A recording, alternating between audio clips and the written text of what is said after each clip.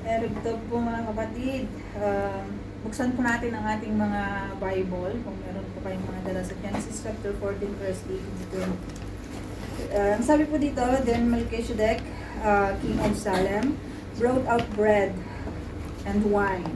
He was priest of Most High God, and he blessed Abram, saying, Blessed be Abram by God Most High, creator of heaven and earth, and praise be to God Most High, who delivered your enemies into your hand. Then Abram gave him a tenth of everything. So, makikita natin dito mga kapatid that the law are not still exist. Yung law po ni Moses, at walang command na nabasa pa tayo, di ba, patungkol po sa pag-iika po. But by then, nakita po natin na itong si Abram, later called Abraham, ay after yung great na pagkapanalo niya, di ba, sa isang digmaan, ay nakita niya itong si Melchizedek, na-meet niya itong si Melchizedek, the priest of God's Most High. At isa siyang mysterious sa Bible, di ba, hindi yung ipinakilala sa atin kung saan siya nagmula. At in-remind po sa atin ng verse po na iyon na yung response po ni Abram, kasi Abram pa lang yung pangalan niya, sa mga kapanahunan po na iyon, yung kanyang tenth of everything he had, he gave it to the priest. Yung priest po na si Melchizedek. So makikita natin sa verse po na binasa natin doon mga kapatid, the priest doesn't force Abram to give his tithes and offering. Yung pagbibigay po niya ng tithes and offering ay hindi po niya ginawa dahil gusto niyang ma-fulfill yung isang bagay. At it was done na nag-a-act siya ng gratefulness at saka worship, diba, sa atin pong Panginoon, sa pagkapanalo na ibinigay, pinagkaloob. Kasi makikita natin doon nakapaloob yung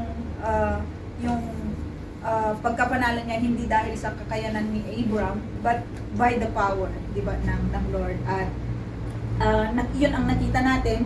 Kasi yung pagbibigay mga kapatid, as we give, di ba, yung we are in, may mga crisis na tayong mga mananampalataya financially, ano man yung mga pinagdadaanan natin. But in our giving, mga kapatid, this is yung heart kasi nitong si Abram sa mga kapanahunan po na yun.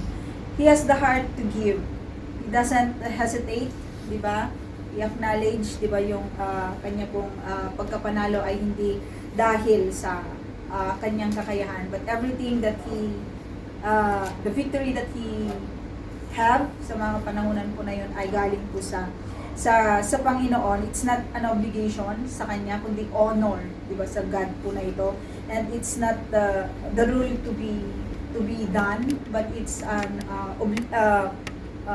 yung devotion nitong si Abraham, sa Abraham sa Diyos po na ito. Sa atin po mga kapatid, as we are giving our tithes and offering, we are acknowledging, di ba, ang Lord po na meron po tayo sa ating po mga trabaho, sa strength, even yung protection, di ba, na ibinibigay po sa atin ng Lord, yung wisdom na pinapagkaloob niya sa atin, even yung atin pong mga blessings, di ba, na natatamasa sa araw-araw ng atin pong buhay. So as we give back, di ba, yung ating pong offering and tithes sa gabi po na ito, we are saying that we trust the Lord, that we honor this God, and we are giving our worship, act of worship to this God. Like Melchizedek, di po ba, ay i-bless niya itong si Abraham.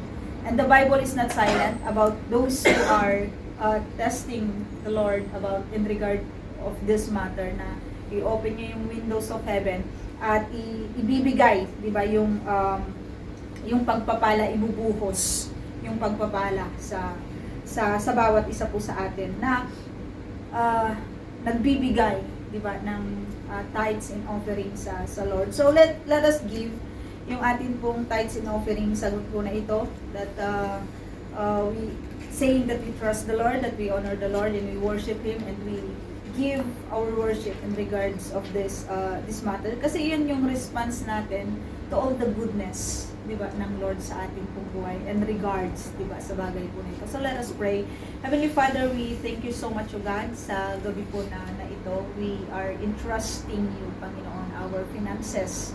O God, alam po namin na kayo yung nakakaalam ng kalagayan ng iglesia na ito. Kayo yung nakakaalam ng puso ng bawat isa. But thank you, Lord, that your word is not silent in regards of this matter, O God, na palagi niyo pong ipinapaalala sa amin ng aming pong pagbibigay at pag-iika po, Panginoon, ay way on how you bless us, O God. You promise us, Panginoon, na i-open mo yung windows of heaven, Panginoon, upang kami po ay pagpalain kung susundin namin, Panginoon, ang pagbibigay namin ng para po sa inyo. Maraming salamat, Panginoon, sa puso ng bawat isa na binibigyan, Panginoon, ng honor, ng worship, Panginoon, sa iyo, yung mga bagay po na ito. As we give, Panginoon, tonight, you may bless the hands of everyone, each and everyone, Panginoon, at kayo po yung mapupurihan sa bawat kamay na magbibigay, sa bawat puso, Panginoon, na mag-aabot, Panginoon, sa inyo, sa gabi po na ito, sa iglesia po na ito. Alam po namin na pagpapalain nyo,